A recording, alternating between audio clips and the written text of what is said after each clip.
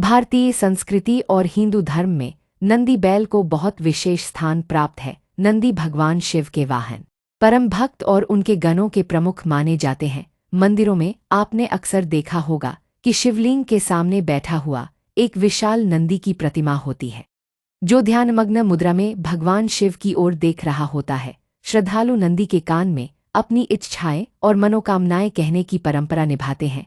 यह विश्वास क्यों और कैसे उत्पन्न हुआ, इसके पीछे एक रोचक पौराणिक कथा है। नंदी की उत्पत्ति और शिव भक्ति। पुराणों के अनुसार नंदी का जन्म महर्षि शिलाद की तपस्या से हुआ था। शिलाद ऋषि ने भगवान शिव को प्रसन्न कर एक दिव्य पुत्र की इच्छा की थी। फलस्वरूप नंदी उत्पन्न हुए और बाल्यकाल से ही शिव भक्ति में लीन हो गए। उन्होंने कठोर तपस्या करके भगवान शिव को प्रसन्न किया और उनके वाहन एवं मुख्य गण के रूप में प्रतिष्ठित हुए। नंदी न केवल शिव के वाहन है, बल्कि उनके द्वारा शिव और भक्तों के बीच संदेशवाहक का कार्य भी किया जाता है। शिव का मौन, समाधि और ध्यान में लीन स्वरूप होने के कारण नंदी को उनका श्रवणकर्ता और सेतु माना जाता है। नंदी के कान में बात करने की परंपरा कैसे शुरू हुई?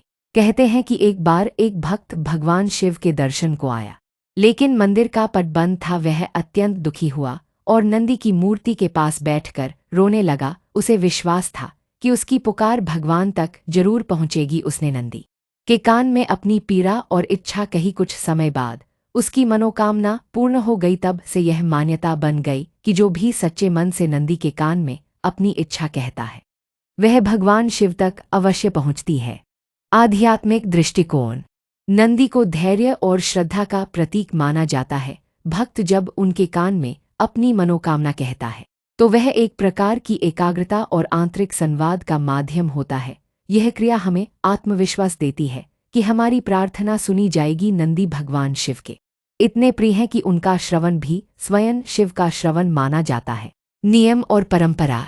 शिव मंदिरों में यह परंपरा देखी जाती है कि शिवलिंग के दर्शन से पहले श्रद्धालु नंदी के कान में अपनी बात कहते हैं। इसे आध्यात्मिक संवाद की प्रक्रिया माना जाता है। परंपरा है कि भक्त को अपना नाम, गोत्र यदि ज्ञात हो और अपनी इच्छा धीरे धीरे नंदी के दाहिने कान में कहनी चाहिए। यह भावना ही है जो ब्रह्मांड में कंपन के रूप में फैलती है और इच्छाओं की पूर्ति का मार्ग प्रशस्त करती है।